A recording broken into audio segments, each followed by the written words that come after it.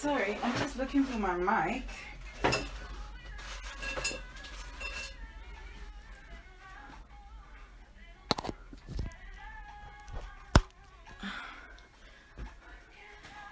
Happy Friday!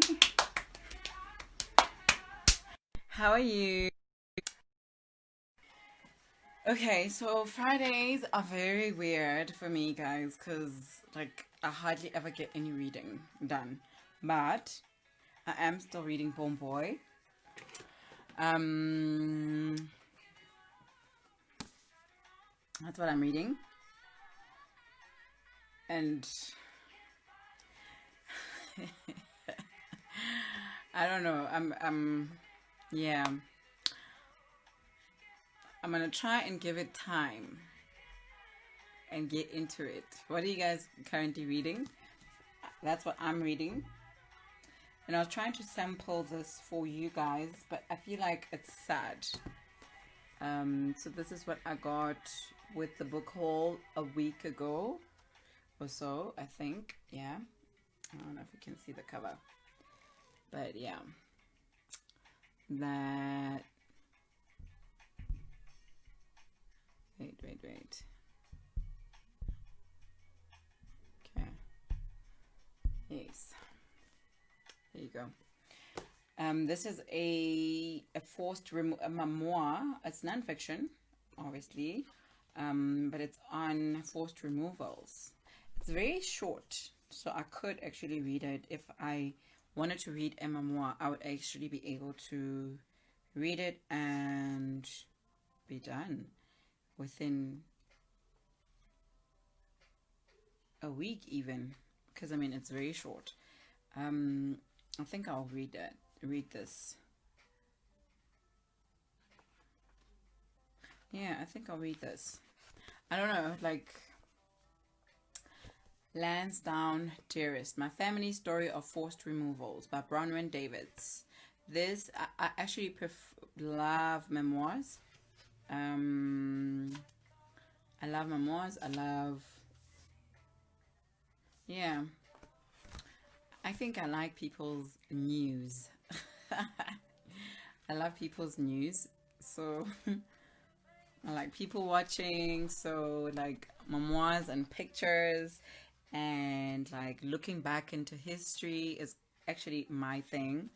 I mean, look, gorgeous pictures in black and white even. So you can actually paint a picture of what life used to be like in Lansdowne. Yeah, I think that's how it's said. It's spelled Lansdowne Dearest. So I don't know if it's your vibe, but yeah, like I said, this is what we're still reading. We're still struggling to get into,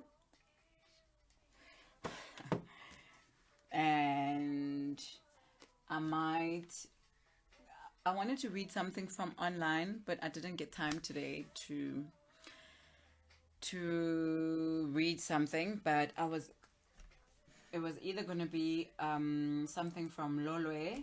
Lolwe is an online, Lolwe and Duke are online literary magazines, and I didn't get time to get into it.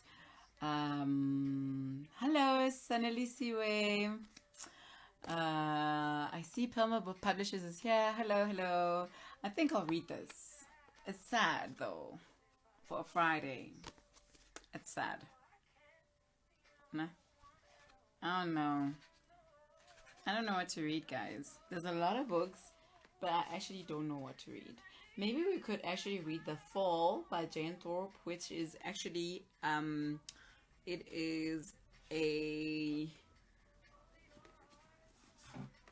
That's the cover. So this or this.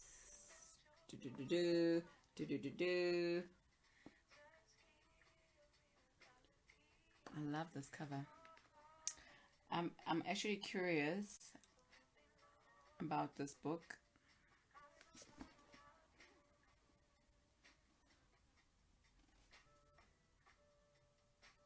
Today's a weird day, guys. Ugh, like, but yeah, it's a Friday. maybe let me just read the back of both books and then we'll decide. All right. Let me switch off the music. Okay. So we've got this and this. Lansdowne is okay, so it dates back from the 1920s. So in the 1920s, Bronwyn David's great-grandpa, Joe McBain, built the family home in Lansdowne. In this memoir, Davids vibrantly recreates life lived in this house for generations. There's Duke pudding for Christmas and pickled fish for Easter. Helpful neighbors dropping by for advice and gossip.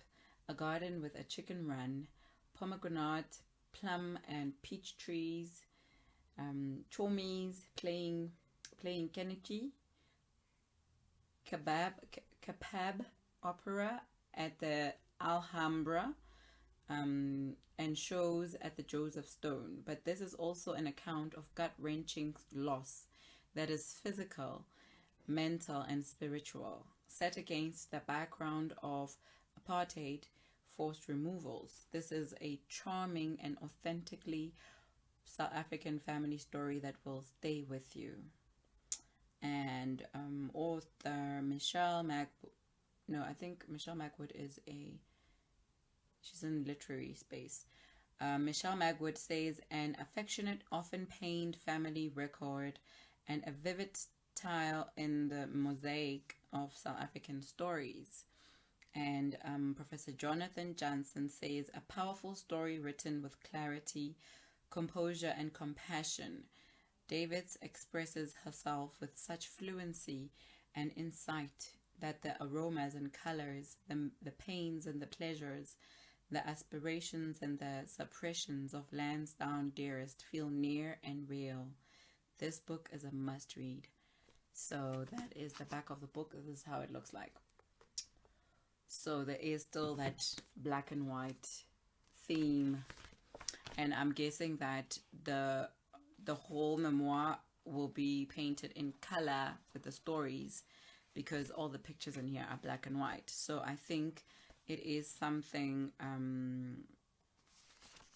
to get if you're into memoirs. There's a doodle at the back of her house. And I just want you to see all the black and white pictures that are placed carefully.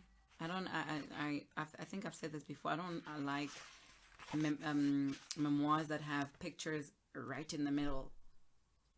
I just feel like, ugh, I don't know, it's just overdone. But yeah, that's the first book. And then this one, The Fall by Jen Thorpe. In a week, Hector will be dead. I saw it in a glitch. Hector, #FeesMustFall protest leader, believes it's time for the students to think a bit bigger than doing. This creates problems for None, South Africa's president, who wants no trouble from pesky students in the week she's launching an extraordinary zoo. So, when Thule reveals that she can see 7 days into the future and Hector's life is at risk, the idea seems only semi-crazy to Helen, the journalist she tells. But as Helen starts to investigate the sinister forces that lurk on campus, she realizes that Thule knows only part of the danger. The people in power might be more menacing than anyone could have foreseen. One thing is certain, if Thule is right, there are only 7 days to change the future. Set in an alternate Cape Town and told by a diverse cast of characters, The Fall is an enthralling, edge-of-your-seat read. And yeah, those are the two options for today's reading. So it's a memoir and a fiction. But obviously this is Fees Must Fall. It's based on the movement. Even the cover has police and there's students with placards with Fees Must Fall, hashtag Fees Must Fall, and there's like, yeah, there's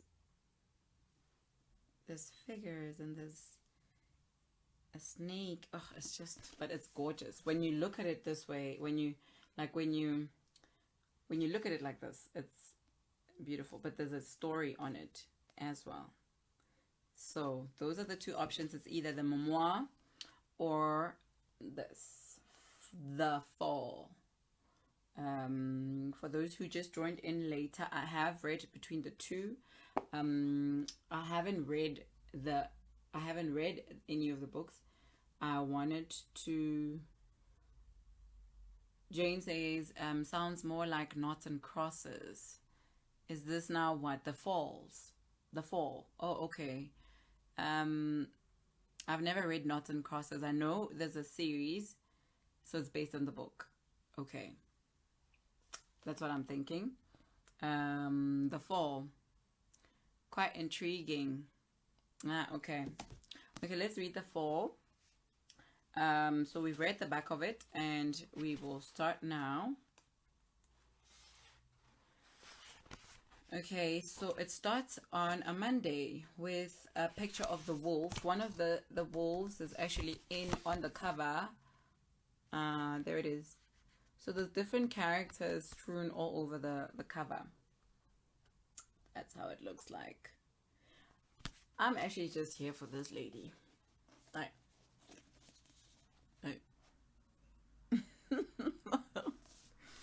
yeah. Okay. So it starts on a Monday, and we get introduced to Hector. That's chapter 1. This time around, I'm making it out alive. Things are different. There's something in the energy of the movement, a conviction I've never felt before. I've changed too. I'm ready this time. Nice tackies, Hector. You sure they're white enough? My neighbor, Melusi, smirks at me over the joke of a fence between our two backyard homes. Can't get there and look like I don't mean business, can I? I need those fat government cats to take me seriously. Take yourself seriously. Nobody trusts a man whose shoes or clothes are too clean. He's laughing as he heads back into his ramshackle, self-constructed house. But I keep washing my backup pair of white sneakers with cornstarch. Protesting in clean clothes does something to silence Mom's voice in my ear, criticizing me for protesting in the first place. Auntie Esther didn't pay for those expensive clothes so you can destroy them in a protest. Bakulule. Polishing your tackies to look good on camera instead of working hard so you can buy your own shoes. Heck, even in my imagination, she can never tell me she's disappointed. Mom wouldn't even know how to live in this world now. She wouldn't get it. These days, you have to start a fire to get taken seriously. Though I guess that was the same in her time. Melusi comes back from his house and offers me a lukewarm beer. I take it out of politeness and habit. With my first sip, I drift off into memory. You know, Melusi, the first time I ever got involved in something like this, things seemed so much clearer. There were the good guys and there were the bad guys. There was a uniform that said which side you were on, or at least the color of your skin told you. People were willing to die for what they believed in, but now... Melusi interrupts me, snort laughing. Hector, man, sometimes I don't know whether you're talking from your butt or your mouth, because most times it's just shit that comes out. You don't know what the fuck you're talking about. You're a baby. Of course, he wouldn't understand how I know. How could I expect him to? I try again. I mean that it feels like people used to know why they were fighting for things, and now they just do it because it looks cool, or their friends are doing it, or they want the selfie, you know? Says the dude polishing a pair of canvas tackies so they whiter than the DA. We laugh, but it doesn't reach my stomach. We sip our beers some more, me on a plastic garden chair, him leaning on one leg and kicking the dry ground where grass used to grow before the drought. If Mom could see me now, she'd kick the shit out of me for renting this backyard shanty when Esther is giving me money that could cover a flat in the burbs. She wouldn't understand that I'm trying to save up. I've got a good feeling that this time around I can make it out the other side, and it would be nice to have a bit of cash stashed away for something. Hey man, don't kick that dust near my clean shoes. I've got to wear those tomorrow.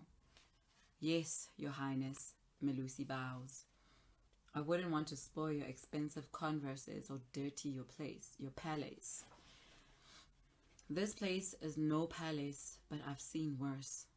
At least it has an inside toilet, not like our old place in Meriting. Stupid name for a township where the only merit was that most days the men were underground mining instead of above ground drinking. Hey, Melusi, did I ever tell you about... Probably. You never seem to stop talking, my man. It's from being around women too much. You don't know the comfort of a quiet drink or the silence between men. Ugh. He's joking.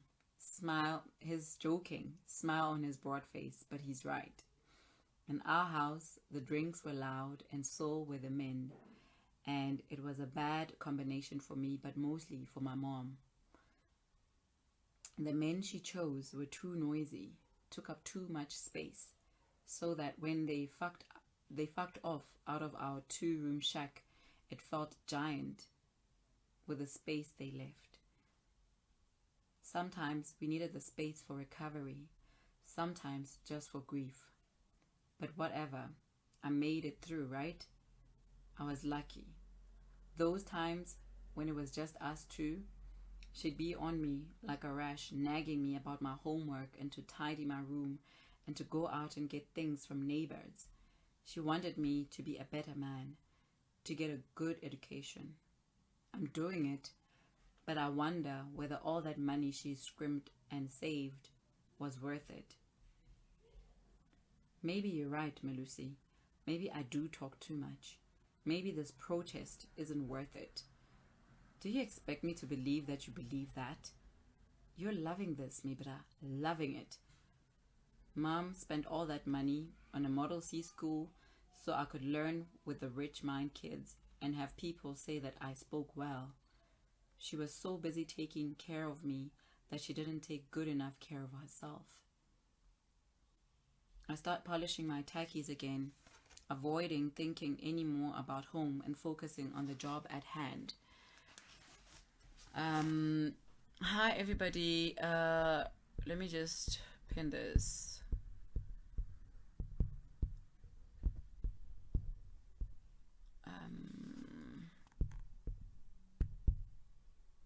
Okay.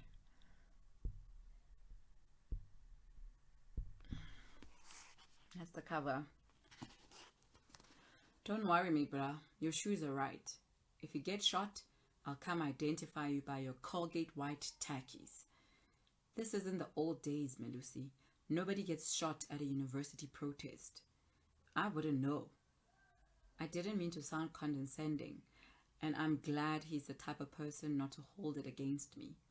Politics isn't Melusi's thing anyway, and he's got no plans to come to varsity, even if it were free. He didn't finish school, and he's got a stable job. He doesn't see the point, or so he says. As it is now, it would bankrupt him. You get into varsity for 5 minutes before you realize you're out of your depth and out of pocket. 3 years of Esther's fancy high school and all of her money still didn't equip me for that, or for the hidden costs. You think it's fees and done, but then it's photocopies and printing and student cards and societies and exam fees and food and residence keys, and before you know it, what sounded like a fortune feels like pocket change. I could ask Esther for more, but she's done enough for me as it is. Plus, it's not right, on principle. Melusi's still kicking the dust, staring at me buffing my shoes. This morning, the train station was packed with kids heading to protest. Today's going to be a big day. The minister is supposed to come and address us at campus. Should be lit. I just hope the students stay on campus and leave the station alone. Last week, when he didn't come, they threw rubbish everywhere and they're just trying to get attention. Well, maybe they should also take notice of who has to clean up after they get their attention and go home. Mtoti had to stay late at work to clean up their mess and then walk home in the dark. His normally warm voice has turned angry, and as we both imagine his girlfriend walk home along the field in the dark, I feel guilty. Melusi's been working security at the train station for more than a decade, night shift. Mtoti works day shift as a cleaner. Fuck, man, I'm sorry. Don't be sorry. Do better. And stop swearing, man. It doesn't suit you. I've started swearing too much. He's right. My language is just something else for Mom and Esther to disapprove of. I didn't teach you English so you could learn how to misuse it. Bakulule. Sometimes I wonder what the point of learning English is. All it does is leave the power with the powerful. Maybe he'll come today and it'll all be celebration instead of destruction for a change.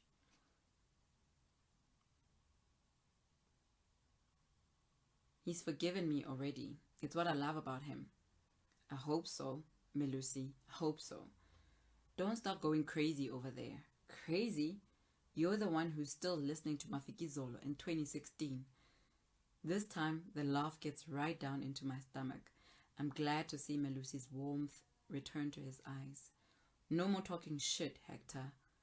You love studying as much as you love your own reflection, so just sort it out so you can study. He's right again. Ever since I watched reruns of LA Law on Bob TV with Mom, and then the practice at Auntie Esther's, I knew I wanted to be a lawyer. If I was going to keep getting into trouble, I wanted to know how to get myself out of it. A fair chance at justice seems like reason enough to keep this protest going, even if I know better than most that in the end it's unlikely to matter anyway. It's all impermanent, I mumble without meaning to say it out loud. What are you saying? Just thinking, man. Daydreaming. Nice to be a student and sit here drinking beer all day and dreaming while others are slaving away at real jobs. Hey man, we're working too.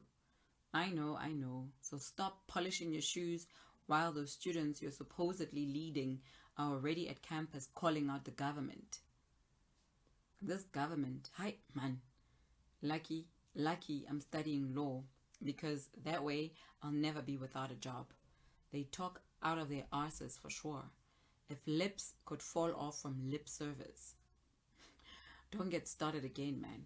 I've heard it all before. But it's like every time it's the same type of person that sets the rest of us up to fall and die. Same type commanding the troops at Delville. Same type commanding the bulldozers in the 50s. Same type ordering students to get shot in the 70s.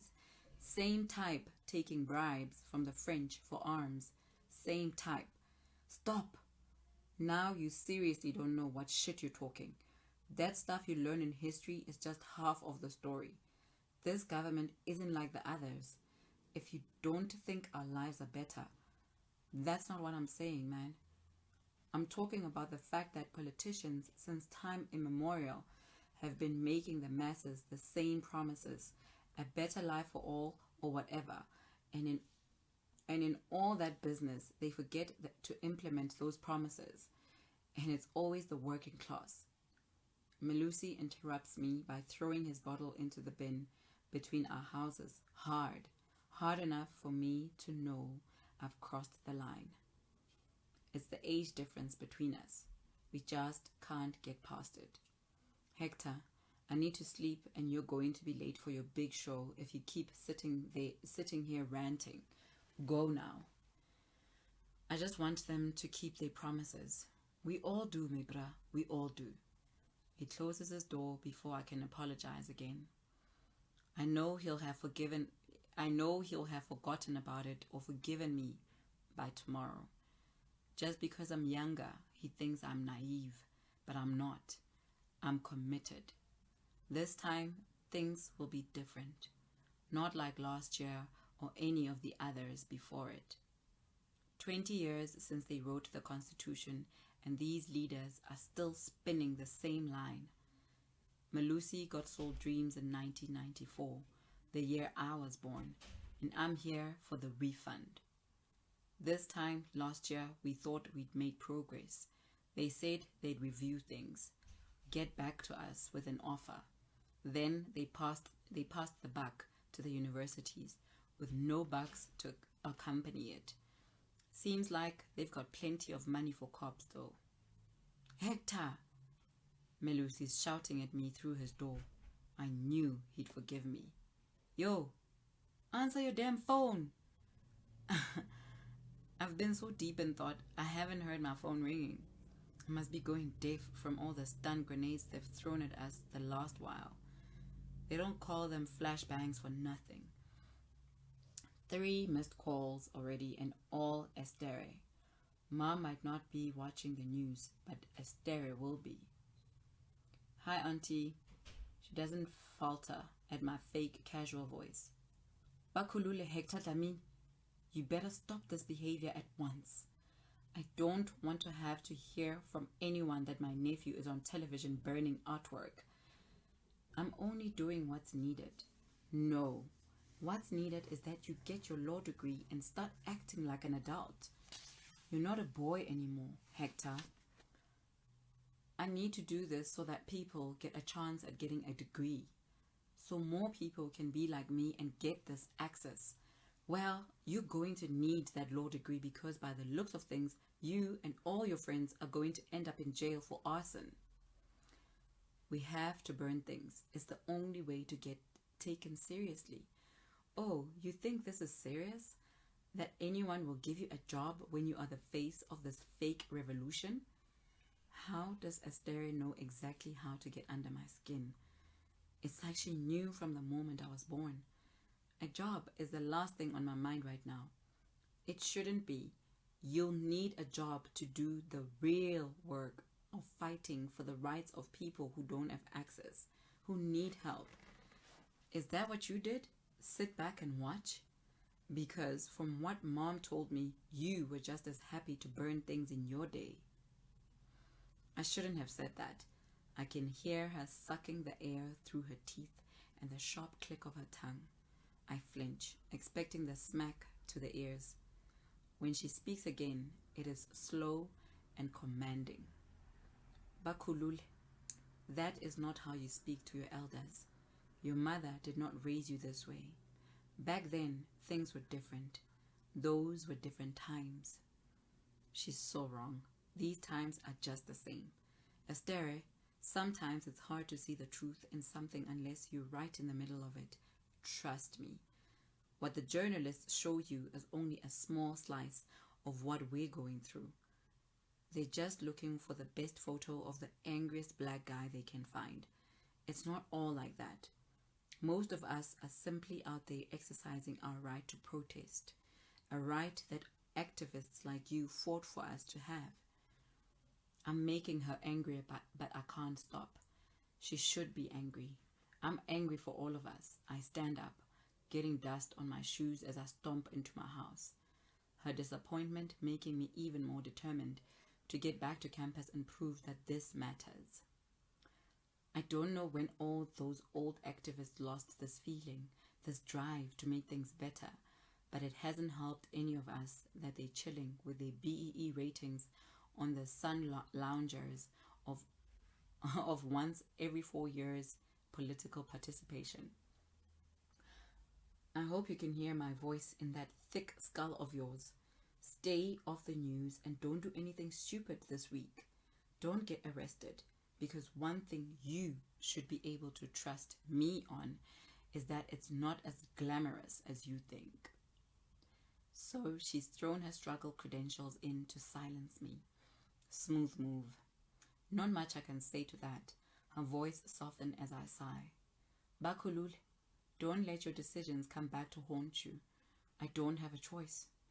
You also have a choice. She doesn't understand, and her sigh is as large as a Nyala police van driving over my courage. But this time I won't give up. People are relying on me. Cindywe is relying on me. Be careful. That's her way of saying she loves me. She hangs up before I get the chance to say it back. She needs to stop watching the news. The media, man. I don't know whether to love or hate them. When those scary cops have their guns out, I couldn't be happier to see a journalist. At least then you know the bullets are rubber. But other times, they're just waiting on the sidelines to take photos of the scariest looking motherfucker, the stereotypical angry black male, whom they know they'll make their money from, just like everyone else.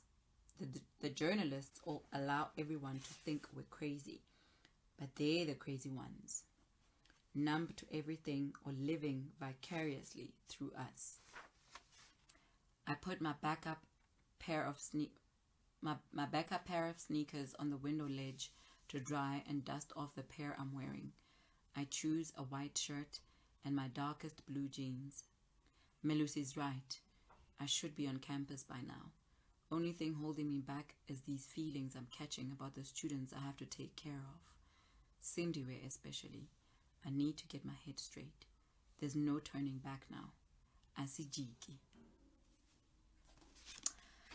That is Hector's chapter. It's on a Monday.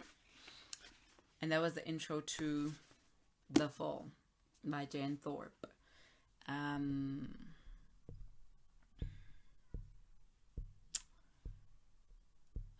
Okay, hi everybody. Hello. How is that statement about extra costs? How true? Ms. Weiner says, no subtitle. Oh, subtleties.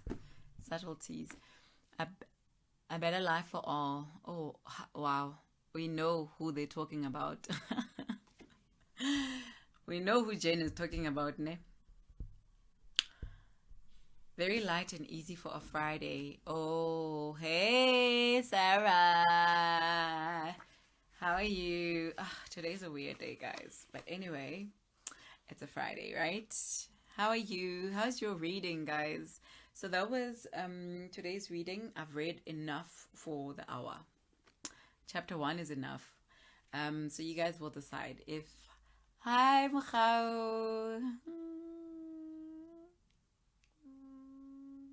I love the cover of The Fall. It's gorgeous, ne? Intle. Sarah, in Setswana we say intle, ne? It's nice, ne? It's nice. So that was today's reading, guys. I hope you enjoyed it. And I hope you've had a very good week of reading. I'm finding it very hard to get into Bomboy, guys. I have to be honest. And I'm not alone. So this is what we're supposed to be reading for the week. And I haven't even, sure. Yeah, maybe I must just lock myself in my room and just read. Because it's not going. But anyway, that was stunning cover. Yeah, it's a stunning cover. So this is also available on ebook, and otherwise you can check the author's website for all her works. Jen Thorpe is a feminist writer and researcher based in Cape Town. Her first novel, The Peculiars, was released in 2016 and was longlisted for the Etisalat Prize for Literature and the Sunday Times Fiction Prize in 2017. And she has edited 3 collections of feminist essays, My First Time in 2012, Feminism Is 2018, and Living While Feminist in 2020. And for more information, you can actually go onto her website, which is www.jen-thorpe.com, and her surname is on the comments. It's JEN-THORPE. I haven't read much this week. Yeah, right. Sarah says apparently her second novel, Woman Next Door, is a more engaging read than Bomb Boy. Yep. I'm actually supposed to read The Woman Next Door sometime. It's here somewhere. Yeah, no, Bomb Boy. Hey guys, 12 pages from Bomb Boy. I'm now on page. Oh, I only managed to read one page from 16 from the time we spoke. The title of the other book, please. Oh, this one. So this one is called Lansdowne Dearest, My Family Story of Forced Removals by Bronwyn Davids. No, it is because of the twins. We were battling to get into it. I was planning to read it the first week of August. It's not even my poor baby's Ubatong. I need to stop blaming them for everything. I'm trying to type out the title. There you go. Lansdowne Dearest by Bronwyn Davids. So Sarah says, I just finished rereading The 100 Wells of Salaga, which is a really good historical fiction. Slow paced though, but also worth it. I love historical fiction. I don't know if you guys were here yesterday when I was reading from... What did I read from? That everybody wasn't getting? The book that I said, oh yeah, Out of Darkness, Shining Light. Out of Darkness, Shining Light. I loved reading it yesterday. I think it's gonna be on my read soon. There it is. Yes, there's somewhere there. Yeah, we all haven't read much. I enjoyed what you read for us. Oh, Bomb Boy. Hi, no, Kumbu, this book. Maybe this week is just a heavy week, COVID wise. But no, I'm not feeling any book this week except.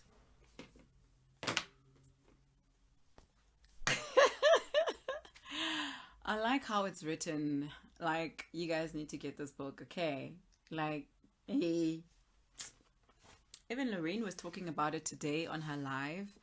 The chapters that are in here, like, firstly, they just, like, they start with consent. Like, it's just amazing. It's amazingly written.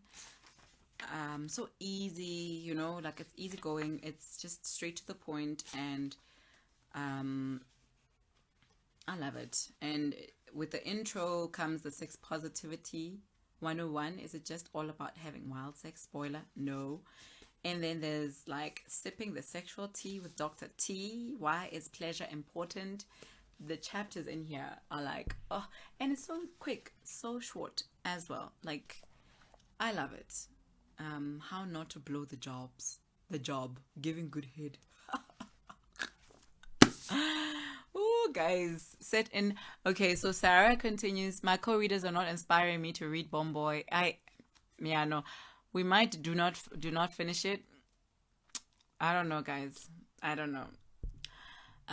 Sarah explains the 100 Wells of Salaga.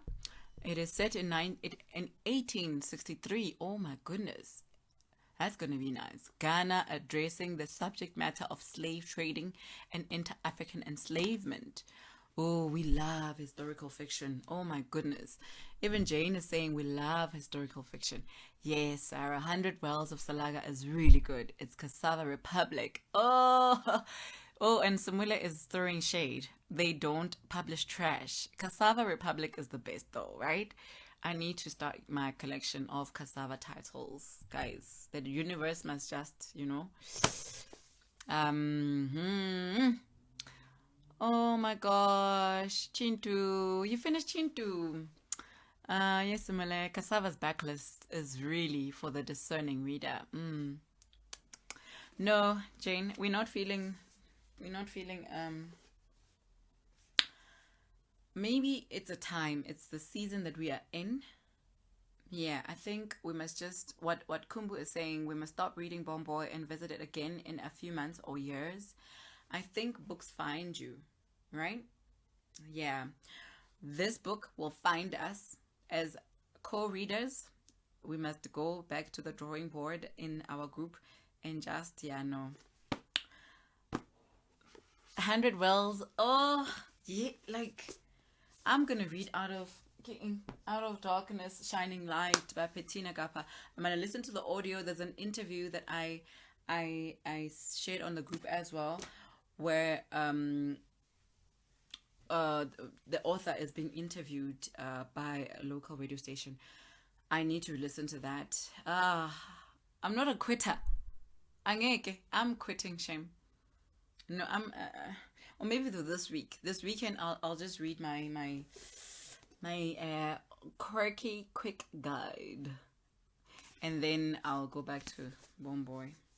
Yeah, I don't know, guys. Maybe it's just COVID tiredness. I'm not positive, but I'm just saying, like, just mentally, I'm just tired. So yeah, maybe we should step back this weekend. Um, oh, there's a young adult sequel coming out in August called The Deep Blue Between is good. Expands the narrative to Nigeria, Brazil, and other countries. Ooh, guys, do you see? You see why we love Sarah. So we need to look for that as well. We need to go onto Cassava Press. I think it's Cassava Press, the website. I'm not sure. Yeah. But next week, Thursday and Friday, I'll definitely read from online magazines like Lolwe and Dukelet Mag. Since last week, I read from Dukelet Mag. The sequel, oh, okay, to 100 Wells. Oh, okay, that should be nice. Okay, cool. We should actually check that. Cassava. Yeah, it's Cassava Press. I want to see the website. Cassava Republic.biz. Okay. Yeah. We need to get on it and buy books by Cassava. Okay, so that is it, guys, for this week. A Man Who Is Not a Man is being printed by Cassava Press. So maybe we should also look for a local distributor here, hopefully. Then we don't have to buy it there. I like the cover. I like that cover more. I don't know. We will chat about it and then we can read it. We can buy that. I hope you had a great reading week, unlike us. And I hope you'll have a great weekend of relaxation and some wine. If you do have stash, like some of us. Yeah. Oh, okay. Okay. So, ooh. Okay. Hi, Bongani, you're late. I'm about to wrap up. I just finished reading The Fall, and I also talked about what's in my radar. This is in my radar. Lansdowne Dearest is also in my radar. Oh, I started reading Ava's intro to More Than Enough this morning, but then the forward. I'm actually looking forward to this, but I'll probably read it like in the AMs when I wake up, just to, yeah. So that's what I'll read in the mornings. I'll see you guys. I call out people who are late. I'll see you guys on Monday at 5 o'clock. Monday will be New Daughters of Africa Mondays. And I hope you enjoyed this intro to The Fall. I think I'll wait for everybody else to buy it. And then we just experienced load shedding on a Friday. Anyway, I'll see you guys on Monday. I hope you have a beautiful bye. Mwah, mwah, mwah, mwah, mwah. Stay safe. Shop.